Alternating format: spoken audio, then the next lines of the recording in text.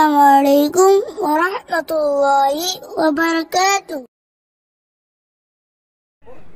দাদু ভাই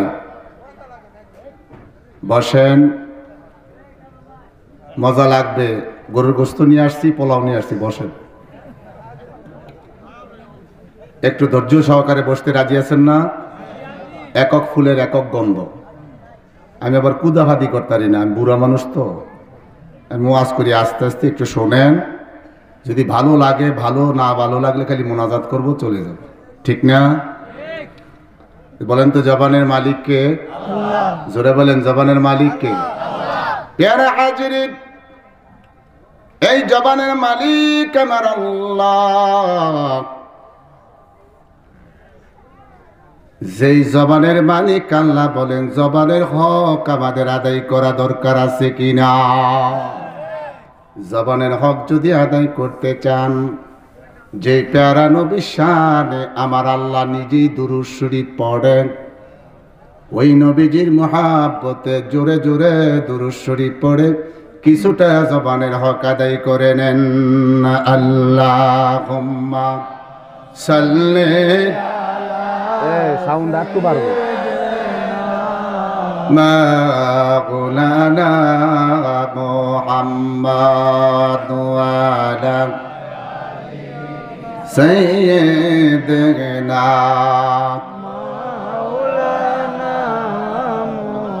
আমরা সবাই গুনাহগার গো, নবীজি আপনাই চিনলাম না, সেই কারণে রোজ হাসরে আমাদেরকে ভুলেন না। আল্লাহুম্মা সাল্লি মাশাআল্লাহ মাওলানা মুহাম্মদ ওয়া আলা আলি সাইয়্যিদিনা মাওলানা মুহাম্মদ। এ জগতে যাহার দিলবার নবীজির জন্ম কাঁদে না, রোজ হাসরের কঠিন দিনে নবীজির দেখা পাবে না। আল্লাহুম্মা সাল্লি মারহাবা মাওলানা মুহাম্মদ ওয়া আলা আলি সাইয়্যিদিনা মাওলানা মুহাম্মদ। লা ইলাহা ইল্লাল্লাহ, জোরে জোরে লা ইলাহা ইল্লাল্লাহ, ভালো লাগে লা ইলাহা ইল্লাল্লাহ, মজা লাগে লা ইলাহা ইল্লাল্লাহ, লা ইলাহা ইল্লাল্লাহ, লা ইলাহা ভাইজান বহু দূরে মদিনা, আমরা কেমনে যাব জানি না। ভাইজান বহু দূরে মদিনা, আমরা কেমনে যাব জানি না। দয়া করুন দয়াল আল্লাহ, দয়া করুন দয়াল আল্লাহ, পুরা মনের বাসনা লা ইলাহা ইল্লাল্লাহ, লা ইলাহা ইল্লাল্লাহ, লা ইলাহা ইল্লাল্লাহ, লা ইলাহা ইল্লাল্লাহু মুহাম্মাদুর রাসূলুল্লাহ সাল্লাল্লাহু আলাইহি ওয়াসাল্লাম।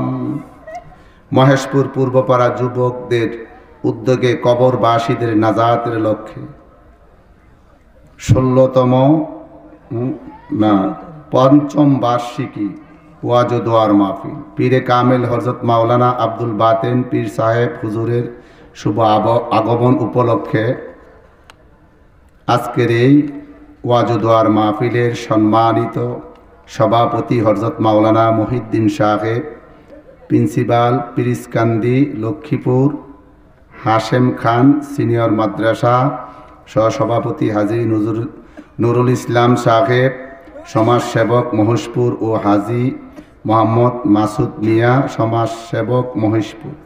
প্রধান অতিথি জনাব মোহাম্মদ ফরহাদ হোসেন চানমিয়া খা, চেয়ারম্যান মহেশপুর ইউনিয়ন। উদ্বোধক জনাব মোহাম্মদ আব্দুর রফ, সাবেক চেয়ারম্যান মহেশপুর ইউনিয়ন। আজকের যিনি আমার আগে ওয়াজ করেছেন হযরতুল আল্লাম হযরত মাওলানা কারি মোহাম্মদ বাইজিদুর রহমান জালালি, হযরত মাওলানা আব্দুল কাইয়ুম আল কাদরি সাহেব, ওয়াজনে কেরাম মাওলানা হাফেজ নুরুল হুদা, ইমাম মদিনা জামে মসজিদ মহেশপুর, হযরত মাওলানা তাজুল ইসলাম মহেশপুর। মাহফিল পরিচালনায় হযরত মাওলানা হাফেজ জুবায়ের আহমেদ সাহেব। সার্বিক সহযোগিতায় যুবক সমাজের উদ্যোগে আজকের এই সুন্দর পরিবেশে নুরানি মানি মাহফিলে মহান প্রতিপালক আল্লাহ তাআলা আপনাকে আমাকে দয়া করে শীতের কোন রাত্রে এই জান্নাতের বাগানে আসার সুযোগ করে দিয়েছেন। দয়া করে মায়া করে আল্লাহ রাব্বুল আলামিন পেয়ারা নবী, নবীকুল সম্রাট, রসুলকুল সম্রাট, নবীকুল সর্দার, রসুলকুল সর্দার, সেই পেয়ারা নবীর উম্মত হিসেবে পৃথিবীতে প্রেরণ করেছেন। সেই জন্য আল্লাহ তাবারকের দরবারে সকলেই শুকরিয়া যাপন করি, জোরে বলে আলহামদুলিল্লাহ। আপনারা এই জান্নাতের বাগানে বসতে পেরে খুশি না বেজার? একটু জোরে বলেন তো, খুশি না বেজার? আল্লাহ বলতেছেন আমার বন্ধুর উম্মতেরা খুশি, আমার নবী খুশি, আমার নবী খুশি তো আমি আল্লাহ খুশি। এই নবীর মহাব্বতে একটু বসা যাবে না? দাদা ভাই, এই মাহফিলে বসতেছেন, অনেকে আবার ভাবতেছে ফজরের আজান না হইলে নামাজ কেমনে পড়মু, রাইতের 12টা 1টা বাজে মাহফিল থেকে গেলে ফজর পড়া যায় না, সজাগ পাই না, ঘুমায় যাইবে, শয়তান ঘুম পাতায় রাখে, আছে না? রাত্রে 2টার সময় যাবেন, ফজর কাজা হইবে না, একটা মেডিসিন আজকে নিয়ে যাবেন, নিতে রাজি আছেন না? রাত্রে 2টার সময় শুইবেন, 3টার সময় শুইবেন, তারপর আপনার ফজরের নামাজ কাজা হবে, একটা মেডিসিন আজকে নিয়ে যান। ইমানদার মুমিনের ফজর কাজা হবে কেন? প্রশ্নই পড়ে না। সেই মেডিসিনটা নিয়ে যাবেন। যেহেতু কবরবাসীর উদ্যোগে আজকে দোয়ার মাহফিল করা হয়েছে, এই কবরবাসীর সম্বন্ধে 2-4টি কথা আমি বলবো, আপনারা শুনতে রাজি আছেন? তাফসিরে মাজাহারির ভিতরে আসছে কাজী সানাউল্লাহ পানিপন্থী রহমাহুল্লাহ, তিনি বলতেছেন ইন্না উম্মাতি উম্মাতিন মারহাবা, নিশ্চয়ই আমার উম্মতগুলি হলো আল্লাহর রহমত প্রাপ্ত উম্মত। সুবহানাল্লাহ কইতেন না? আমরা কি প্রাপ্ত উম্মত? রহমত প্রাপ্ত। কিরকম রহমত প্রাপ্ত? দাখালা ফি কুলুবিহা বিজুনুবিহা, নবীজি বলেন আমার কিছু উম্মত থাকবে আশিকে রাসূল। কি থাকবে? তারা শয়তানের প্রবঞ্চনায় পড়ে কিছু গুনাহ করবে, গুনাহ নিয়ে কবরে প্রবেশ করবে, গুনাহ নিয়ে কবরে প্রবেশ করবে, কিন্তু কিয়ামতের কঠিন ময়দানে তারা গুনাহ মুক্ত হইয়া আল্লাহর আদালতে হাজির হবে। জোরে বলেন সুবহানাল্লাহ। সাহাবায়ে কেরাম আজমাইন বলেন মান হাইয়া রাসূলুল্লাহ, আপনি তো বুখারীতে আসছে, আপনি তো বলেছেন জামালাত ইনসানা কিতাবানহু, নবী গো আপনি বলেছেন মৃত ব্যক্তির জন্য ইবাদতের দরজা বন্ধ, কিন্তু এই ব্যক্তি মারা গেলেও গুনাহ নিয়ে কবরে ঢুকলেও ইবাদত করার সুযোগ নেই, সে গুনাহ মুক্ত হয়ে আবার হাসর ময়দানে কি করে ওঠে? এটা আমাদের বোধগম্য হচ্ছে না। নবীজি বলেছেন ইন্নাল হাসানাতা ইউদিনাল সাইয়্যা, তার কিছু আপনজন থাকবে, তার ভাই বেরাদর ছেলে মেয়ে থাকবে, তারা দান সদকা করবে, দোয়া করবে, আর বিনিময়ে আল্লাহ তার জীবনের গুনাহ মাফ করে দিবে। যেরকম সুবহানাল্লাহ। তাহলে এখানে দোয়ার ব্যবস্থা আছে না? তাহলে আপনারা দোয়ার আগ পর্যন্ত একটু বসতে রাজি আছেন না? কবরের অবস্থা কি হবে জানেন? নবীজি বলছেন যে ব্যক্তি পাপী থাকবে, অন্ধকার কবরে গেলে গ্রেফতার হয়ে যাবে, তার কবরের ভিতরে 99টা সাপ আল্লাহ ছেড়ে দিবে। এটা আপনারা সবাই জানেন, সমস্ত ওলামায়ে কেরাম একমত, ঠিক কিনা? 99টা সাপ কবরের ভিতরে থাকবে। আমার দয়াল নবী বলতেছেন উম্মত রে, একটা সাপের 9টা মুখ থাকবে। কয়টা মুখ? একটা সাপের 9টা মুখ থাকবে। এরকম 99টা সাপ এক সমানে তারা আঘাত করবে।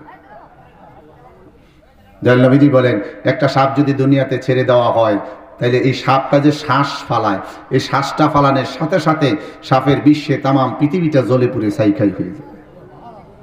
কত ভয়াবহ অবস্থা হবে। আরেক রাওয়াতে আসছে তার কবরটা হয়ে যাবে জাহান্নামের অগ্নিকুণ্ডের আগুন। এই কবরের আযাব থেকে আমরা নাজাত পাইতে রাজি আছি না? আর এই কবর থেকে, যদি কবরের আযাব থেকে আপনি নাজাত পাইতে চান, তাহলে মদিনাওয়ালার প্রেম আপনার কলিজায় ভরতে হবে। এর বিকল্প কোনো রাস্তা আপনি খুঁজে পাবেন? নবীর বিরুদ্ধে তো প্রশ্নই পড়ে না কথা বলা। নবীর ইজ্জতের চাদর ধরে একটু টান দিবেন, মুহূর্তের মধ্যে আপনার গোটা জিন্দিগির নেক ইবাদত বাতিল হয়ে যাবে, ঈমান বাতিল হয়ে যাবে, আপনি মুরশিক হয়ে যাবে, মুসলমান থেকে আপনি নাখারিজ হয়ে যাবে। এটা আমি বলতেছি না, ইমাম ফখরুদ্দিন রাজি তাফসিরে কাবীরের ভিতরে আসছে। নবীকে নিয়ে কোনো মন্তব্য করা যাবে না। যাবে? কথা বলেন। নবী হলো আমাদের ঈমান। নবী কি? জোরে কোন, নবী কি? ঈমান। মনে রাখবেন, নবী হলেন ঈমান। এই জন্য আমার পীর কেবলা জান হুজুর বলতেন, ঈমান ও আমল আমার নবী মুস্তাফাই গো, ঈমান ও আমল আমার নবী মুস্তাফাই গো, জাহান্নামে পড়ে থাকি নাগি কোন ভয় রাখি, এশকে মোহাম্মদির মালা যদি গলায় রয় গো, এশকে মোহাম্মদির মালা যদি গলায় রয় গো। নবীর মোহাব্বত ছাড়া কোথাও যাওয়া যাবে না। ও এলাকার সুন্নি তরিকতপন্থী ভাইরা, যারা মুরিদ নাই তাদেরকে আমি বলছি দুটি কথা শুনেন। আজকে নবীর দুরূদ নিয়ে কত মন্তব্য হচ্ছে, ঠিক কিনা? আবার নবীজি বলেন, সাহাবীরা রে শোনো, আমি নবীর উপরে যে একবার দুরূদ শরীফ পড়বে, তার আমলনামা আমার আল্লাহ 30টা নেক লিখে দিবে। সুবহান। এই নবীর দুরূদ শরীফ পড়ার দরকার আছে না? আরে দাদু ভাই, আপনার আমার নবীজি সাহাবীদেরকে নিয়ে মসজিদে নববীর মধ্যে বারিন্দার মধ্যে তালিম দিচ্ছে। এমন সময় নবীজি বলতেছে, সাহাবীরা রে চলো, ইসলামের কিছু কাজ করতে হবে, আমি ইসলামের কিছু দাওয়াত ইহুদিদের কাছে পৌঁছাবো। নবীজি সাহাবীদেরকে নিয়ে রওনা হলেন। ও দাদু ভাই, আপনাদের এই রায়পুরা থানার ভিতরে মৌমাছি আসেনি? মধুর শাক বয়নি?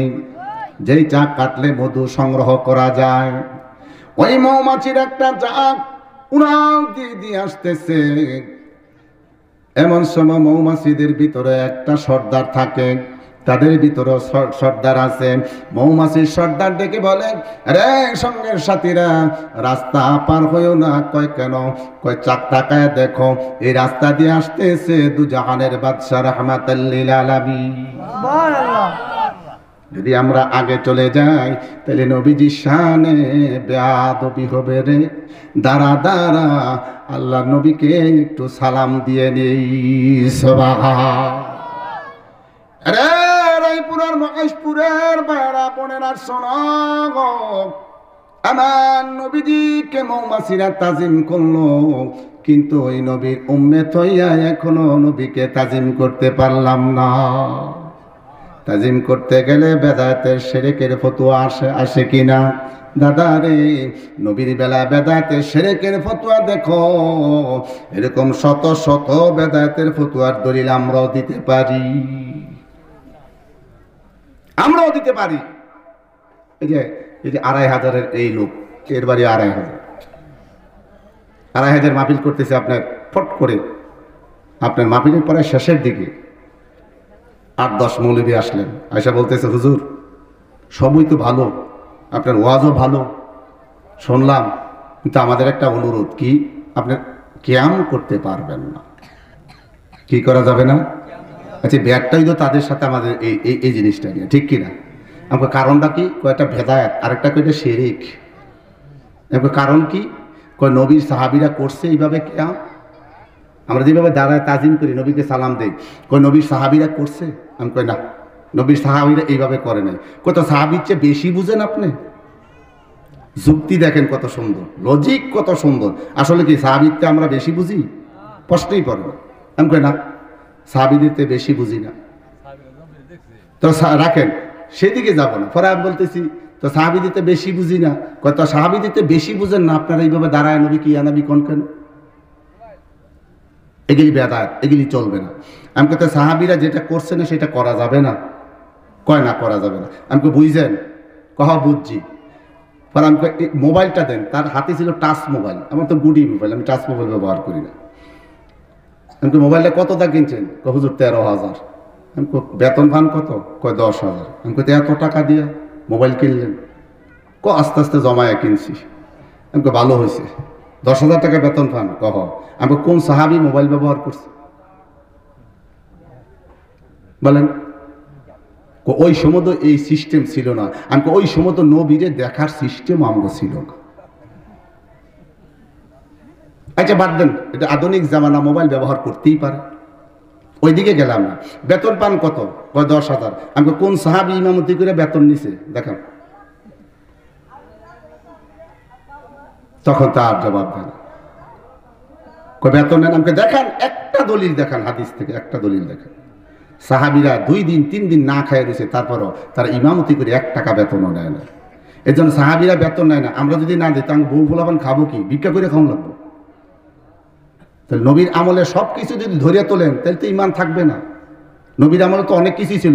মাইক ছিল, কথা বলেন, ছিল। মসজিদে পাখা ঘুরছে, এসি চলছে, মসজিদে মাউতের মধ্যে ইমাম সাহেব বয়ান করে, এগুলি ছিল।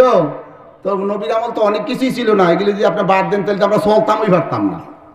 অটো রিক্সা ছিল না, হুন্ডার ছিল না, প্রাইভেট ছিল না, রেলগাড়ি ছিল না, আসিল জাহাজ ছিল না, স্টিমার ছিল না, লঞ্চ ছিল না, প্লেন ছিল না, হেলিকপ্টার ছিল না। তো সব যদি বাদ দিয়ে দেন তাহলে এতে ডাহা যাইতে 3 দিন লাগবে।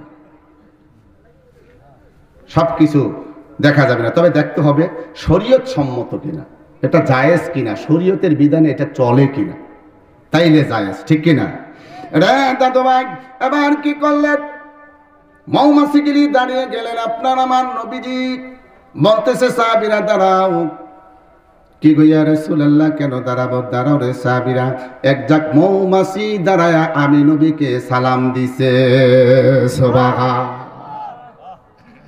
আমার নবী ডাক দিয়ে কয়, মৌমাছি রে, ও মৌমাছি, তোমরা আমাকে সালাম দিলে অনেকক্ষণ লক্ষ্য করে দেখেছি তোমরা দাঁড়ায় রয়েছো, কারণটা কি? বুঝতে পারি নাই, বলো তো কারণ কি? ইয়া রাসূলুল্লাহ, ইয়া হাবিবাল্লাহ, দাঁড়ায় রয়েছি গো নবীজি আপনাকে সালাম দেওয়ার জন্য। ইয়া রাসূলুল্লাহ, আপনাকে সালাম দিয়েছি এবং দেখেছি আমাদের ভালো লাগতেছে। আমার নবী ডাক দেয় কয়, আরে মৌমাছি, একটা প্রশ্নের জবাব দাও, শুধু কি সালাম দেওয়ার জন্য দাঁড়াইছো নাকি অন্য কিছু? ইয়া রাসূলুল্লাহ, আপনি রাস্তা দিয়ে আসতেছেন, এই জন্য আমরা দাঁড়িয়ে দিছি। আপনার আগে রাস্তা পার হই নাই, বেয়াদবি হয়ে যাবে গো নবীজি, এই জন্য দাঁড়ায় রয়েছি, আপনি চলে গেলে রাস্তা পার হব। সুবহান। আমার নবী ডাক দিয়ে কয়, সাহাবীরা দেখছো, মৌমাছি আজকে আমি নবীকে তাজিম করেছে। মৌমাছি আমার নবীকে চিনল, কিন্তু আমরা এখনো চিনতে পারলাম। নবীজি ডেকে বলে, রে মৌমাছি, আমার একটা প্রশ্ন। ইয়া রাসূলুল্লাহ, ইয়া হাবিবাল্লাহ, বলেন গো নবীজি। মৌমাছি রে, তোমরা যখন মধু ফুল থেকে মুখের মধ্যে লইয়া চাকের দিকে রওনা হও, গুনগুন সুরে কি গান গাও আমি জানতে চাই। কেউ মৌমাছি গুনগুন গুনগুন করে না?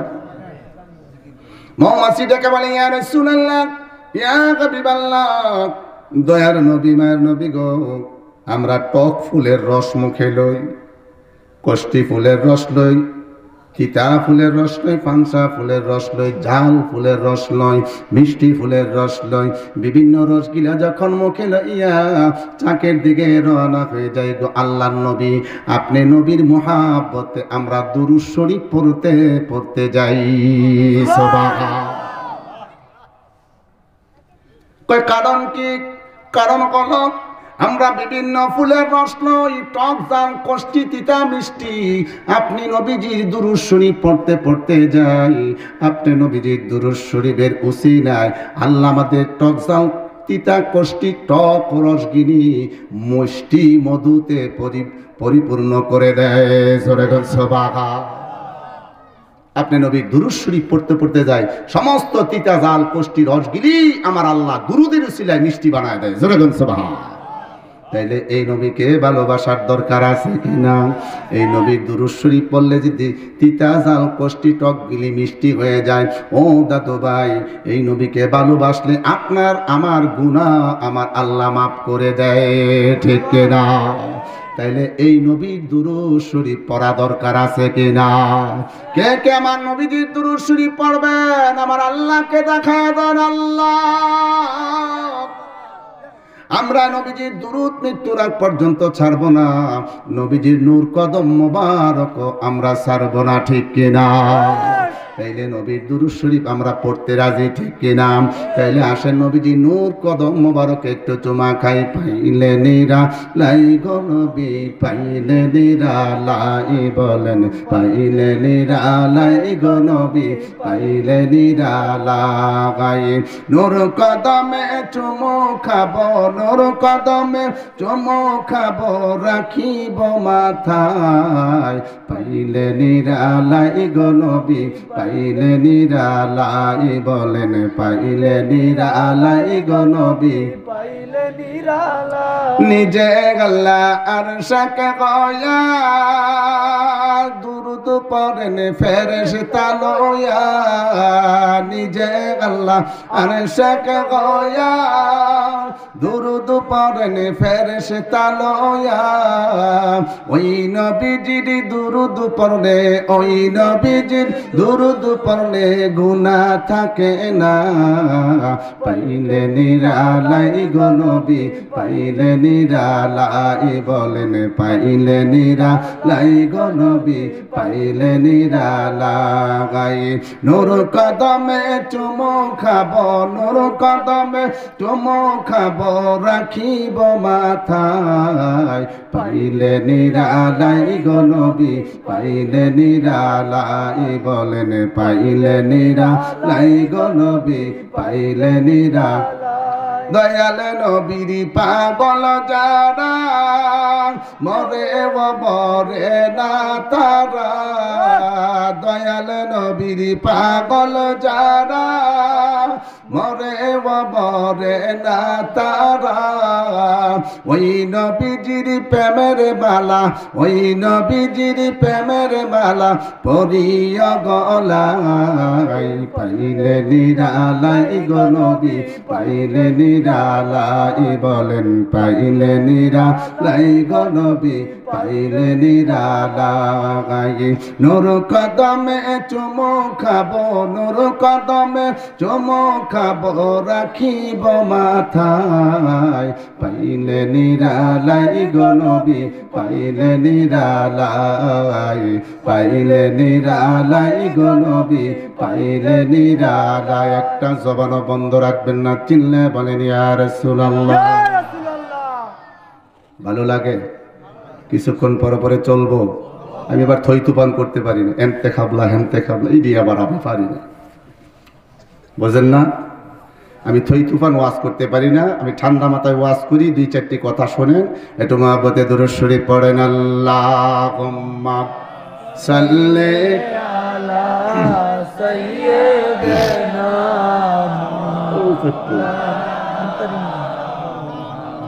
ওয়া আলা আলি সাইয়্যিদিনা।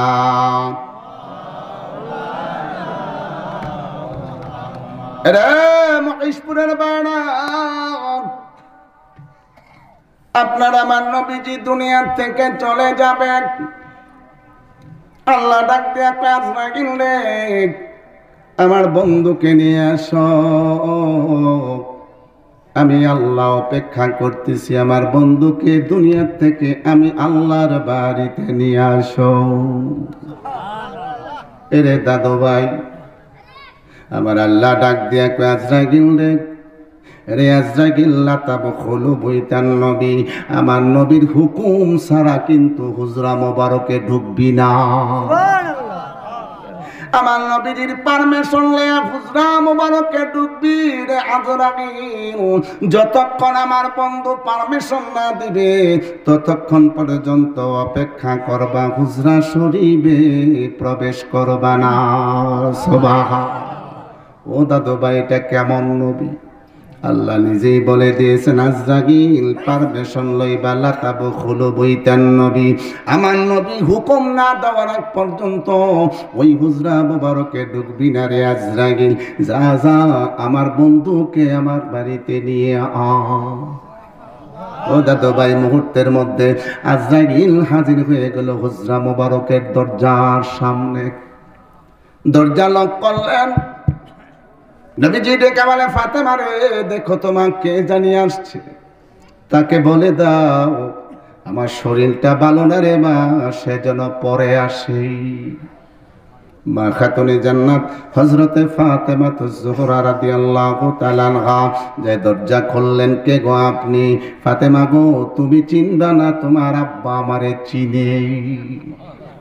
ও দাদু ভাই, আমার নবী আজরাইলকে চিনি কিনা? ফাতেমা, তুমি চিনবা না, হুজুর আমারে চিনে। ফাতেমা, আপনি চলে যান, আমার আব্বার শরীরটা ভালো না, একেবারেই অসুস্থ, কথা বলতে পারবে না গো, চলে যান, আমার আব্বার শরীর ভালো না। আজরাইল ডেকে বলে, ফাতেমা রে, আমি আসার যাত্রী, খালি হাতে যাওয়ার যাত্রী নই। আজরাইল কার হুকুম মানে? জোরে কর। আল্লাহর হুকুমে আসছে, আজরাইল কি চলে যাবে? তিনি চলে গেলেন। আপন লোকটা তো যায় না, বলতেছেন আপনার সাথে দেখা করেই যাবে না, দেখা করে যাবে না। আমার নবী ডাক দিয়ে কয়, ফাতেমা রে, যে বলো, কোনোভাবেই আমি কথা বলা সম্ভব না। আবার গেলেন, যাওয়ার পরে বলতেছেন, আপনি চলে যান, আমার আব্বা কথা বলতে পারবে না, চলে যান। কয় না রে ফাতেমা, যাওয়া যাবে না। ফাতেমা একটু রাগ হয়ে গেলেন, আপনি চলে যান, বারবার বিরক্ত করেন না।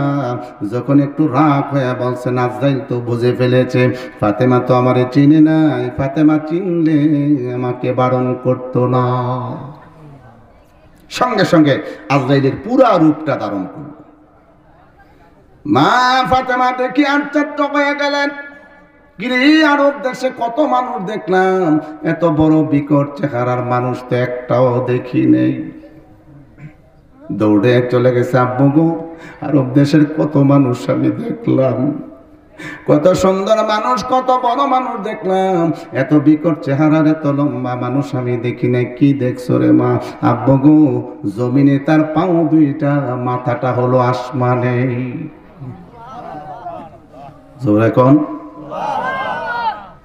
ও আব্বা, এই লোকটার আপনি চিনেননি? আমার নবী ডাক দেয়, কয় মারে, আমি চিনবো না তো কে চিনবে রে মা? ও মা, এই লোকটা সন্তান রে এতিম কইরা দেয়, স্ত্রীকে বিধবা করে দেয় রে মা। এটা হলো আল্লাহর পাঠানো মালাকুল মউত আজরাইল। মারে যাও, পারমিশন দিলাম, তারে বলো আসার জন্য, পারমিশন দিলেন। এবার মা ফাতেমা যা বলতেছে, এবার আপনি ভিতরে প্রবেশ করেন। আজরাইল আলাইহিস সালাম ভিতরে প্রবেশ করলেন, আপনার আমার নবীকে সালাম দিলেন। নবীজি সালাম দিয়ে বলতেছে, আজরাইল রে, কি ব্যাপার? ইয়া রাসূলুল্লাহ, ইয়া হাবিবাল্লাহ, হুজুর বেয়াদবি মাফ করবেন, আল্লাহ পাঠাইছে আপনারে আল্লাহর বাড়িতে নিয়ে যাওয়ার জন্য। আমার নবী ডাক দেখো, রে আজরাইল, মনে কিছু নিও না, একটু বসো, একটু রেস্ট নাও, আমার ভাই জিবরাইল আসতেছে। সুবহান। কারে বসাইছে? জোরে কম। আজরাইল রে বসাইছে। আমরা পারতাম না? কথা কয় না রে, আমরা পারতাম না? কে রে, নবী তো আমাদের মতো, মগার ঘরের মগারা গেলি কি ফ্যান খায় না, কুড়া খায় লেখাপড়া করছে, আমি বুঝি না। নবী আমাদের মতো না। নবীজি বলতেছেন, লাস্তুকা হাতিবিন কম, তোমরা কি কেউ আছো আমার মতো? সমস্ত সাহাবীরা কয়, ইয়া রাসূলুল্লাহ, আমরা কেউ আপনার মতো না। নবী কয়, আইয়ুকুম মিসলি, আমিও তোমাদের মতো না। নবী কয়, তোমরা আমার মতো না, আমিও তোমাদের মতো। আর কিছু আলেম বাড়িছে, নবী আমার মতো। বেয়াদবির একটা সীমা আছে। নবীর শানে বস্তাগি, নবীর শানে বেয়াদবি করতেছো, কবরে যায় খালি দেখো অবস্থাটা কি হয়। কিছুদিন আগে দেখলাম নেটে সার্চে, কবরে কোনো বলে আযাব হইতো না, নাউজুবিল্লাহ কইতেন না। আবার কয় কবরে কোনো প্রশ্নই করা হবে না। হাদিস অস্বীকার করে ফেলতেছে। এই যে লামা যাবে আপনাদের দেশে আছে নি? এই যে বুকে হাত বাঁধা আছে, হ্যাঁ বুকের মাঝে হাত বেঁধে নামাজ পড়া আছে না? এই বেয়াদবেরা হানাফি মাযহাবের সমস্ত ইমানগুলি নষ্ট করে দেওয়ার চক্রান্ত করতেছে। কবরের ভিতরে আসবে, হিসাব প্রশ্ন করবে কয়টা? জোরে কোন কয়টা? ওমান রাব্বুকা, তোমার রব কে? মান দীনুকা, তোমার দিন কি? পরে আরেকটা প্রশ্ন করবে, মা কুনতা তাকুলু ফি হাক্কি হাজার রাজুল, এই যে ব্যক্তিটা হাজির করলাম এই ব্যক্তি সম্বন্ধে তোমার ধারণা কি? নবীজি বলছেন ওই সময় যদি বলতে পারো তিনি আমার নবী, তাহলে তোমার কবরটা হয়ে যাবে জান্নাতের বাগান। জোরে কোন সুবহান। তাহলে নবীর সাথে কোনো তুলনা আছে? সারা জীবন মিল্লাদের বিরোধিতা করে, মরার পরে একটা দোয়া পড়ে, বিসমিল্লাহি ওয়ালা মিল্লাতে রাসূলুল্লাহ। সারা জীবন মিল্লাদের বিরোধিতা করলো, পরে মরার পরে মিল্লাদের দোয়াই দিল। আল্লাহ তাদেরকে বুঝ দান করুক, সকল বলেন আমিন। মুহূর্তের মধ্যে জিবরাইল আলাইহিস সালাম হাজির হয়ে গেলেন, ইয়া রাসূলুল্লাহ, ইয়া হাবিবাল্লাহ, আল্লাহর সালাম গ্রহণ করেন, আমার সালাম গ্রহণ করেন। হুজুর, আমাকে আল্লাহ পাঠাইছে, আজরাইল এসেছে আপনাকে নিয়ে যাওয়ার জন্য, আল্লাহ আপনার জন্য অপেক্ষা করতেছে। হুজুর, আল্লাহ জানিয়ে দিয়েছে আপনি যদি থাকেন, থাকতে পারেন, আপনাকে সময় দেওয়া হবে। আমার নবী ডাক দেয়, কয় এরে জিবরাইল, আমি কি কিয়ামতের আগ পর্যন্ত জীবিত থাকবো? কয় না গো নবীজি, তাইলে থাকার দরকার নাই, আল্লাহর হুকুমে চলে যাওয়াটাই উত্তম। জোরে কোন সুবহান। উনি নবী কি এমনি হয়ে গেছে? সমস্ত নবীদের সর্দার, সমস্ত ইমামদের ইমাম, ইমামুল মুরসালিন, সমস্ত নবী রাসূলের ইমাম হলেন আমার নবী। বলেন ইমামের দাম বেশি না মুসল্লির দাম বেশি? একটু জোরে কথা বলেন, জবান আছে। ইমামের দাম বেশি না মুসল্লির দাম বেশি? তো ইমামের দাম যদি বেশি হয়, তাহলে বাংলাদেশে অনেক ভাইয়েরা আছে, ওলামায়ে কেরামরা কয় দুরুদে ইব্রাহিম শ্রেষ্ঠ। কেন রে দাদা? এটা হাদিসের কোন জায়গায় আছে দুরুদে ইব্রাহিম শ্রেষ্ঠ? এই দুরুদের নাম হলেন সালাতে তাশাউফিদ দুরুদ। এই দুরুদের নাম ইব্রাহিম না। হাদিসের কোথাও দুরুদ ইব্রাহিম দেখাইতে পারবে? সালাতে তাশাউফিদ দুরুদ, নামাজের ভিতরে আত্তাহিয়াতুর পরে এই দুরুদ হলো উত্তম দুরুদ। জোরে কোন সুবহান। এটা তো আমরাও স্বীকার করি, আমরা স্বীকার করি না? তো এটা দুরুদ ইব্রাহিম শ্রেষ্ঠ হলো কেমন? এগিরি বলে মানুষকে একটা ফিতনার ভিতরে ফেলে দিয়েছে। দাদু, একটা কথা মনে রাখবেন, যে আজকে প্রধান বক্তা তা আমি নাকি না? আমার পরে আছে মৌলানা ভাই আছে? আচ্ছা আমি। আচ্ছা, প্রধান বক্তার নাম উপরে না নিচে? একটা কথা বলেন, উপরে। বিশেষ বক্তার নাম নিচে। তো সমস্ত সৃষ্টির প্রধান হলেন আমার নবী। যেরকম সুবহান। আচ্ছা, প্রধান বক্তারা আগে দাওয়াত দেয় না পরে দাওয়াত দেয়? কথা বলেন, আগে দাওয়াত দেয়। প্রধান বক্তারা কি স্টেজও আগে উঠায় না পরে উঠায়? পরে উঠায়। উনি প্রধান, ঠিক কিনা? আল্লাহ কয় আমার নবী প্রধান, এই জন্য সকলের আগে সৃষ্টি করছি, আর আমার নবীরে দুনিয়াতে পাঠাইছি প্রধান নবী কইরা সকলের পরে। জোরে কোন সুবহান। সব নবীরা আয়েশা বলবে আসতেছে আমাদের পিছনে, আসতেছে কি আমাদের পিছনে নবী রাহমাতাল লিল।